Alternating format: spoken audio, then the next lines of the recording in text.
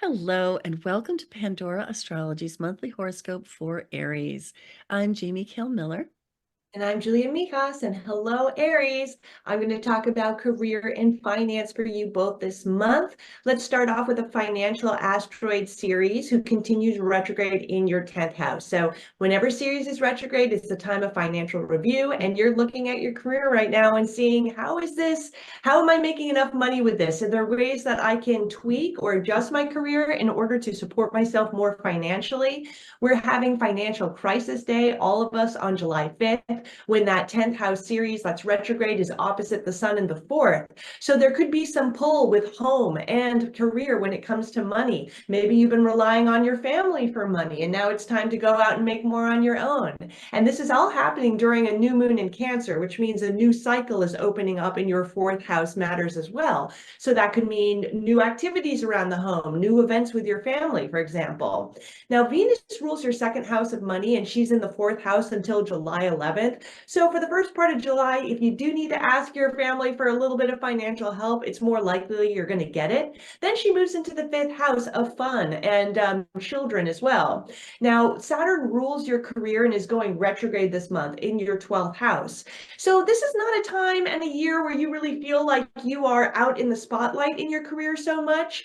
You might run into more frustrations along the way when Saturn goes retrograde, and things might feel like they're slowing down a little bit more too.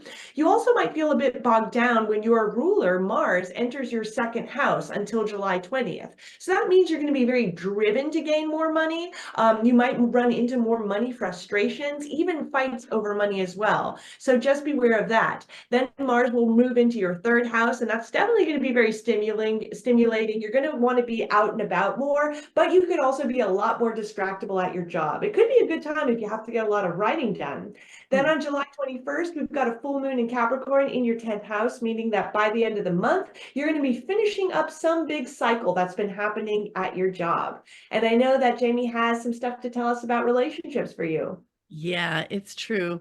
Well, if you've been watching your horoscope with us for the last couple of months, you might know that Juno went retrograde earlier this year and is now direct. She is the relationship asteroid goddess. She's traveling along through your sixth house, which means that really the focus is on work relationships.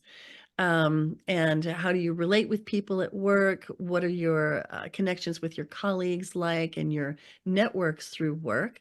And while Juno continues moving direct, not retrograde, and also fast, these things can proceed apace. They can be going quite smoothly and quite well. Juno, during July 12th, Juno does exit her retrograde span, which means that some things might get closure that have actually been, um, you know, uh, tangled up from as long ago as last November. Juno is going to come into a lovely trine with Uranus towards the last half of the month.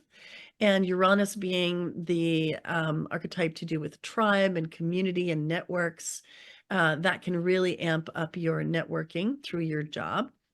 So definitely take advantage of that. There's also, in the more romantic relationship department, there is a mid-month grouping of planets in your fifth house, which is a house of light, fun, frothy relationships that are never perhaps going to be serious, but can be a lot of fun while you're having them. You might call that relationships with playmates, right? They can be short relationships, or they can be, just for fun relationships. So that arena of life begins to have more activity. And if you are in a committed partnership, a stable marriage, let's say, then this is a great month for just having fun with your spouse, being reminded of the things that you enjoy to do together. And it's a great month for that, especially in the middle of the month.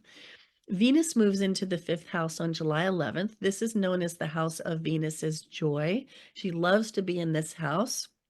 Venus is, of course, the goddess of love and beauty and relationship in general. So she has a great time and brings you a great time while she's traveling through your fifth house from July 11th on into next month. And then on July 22nd, the sun moves into your fifth house and lights up this arena of fun, pleasure, play, creativity, expression, leadership. and bring some attention onto your personal style so that you can, go out there looking great, taking names and being sassy. So definitely do some of that later on in the month too. Find our site at pandoraastrology.com to get a reading with one of us, and find us on Patreon for workshops and classes. And we'll see you around the cosmos. Bye-bye. Bye-bye.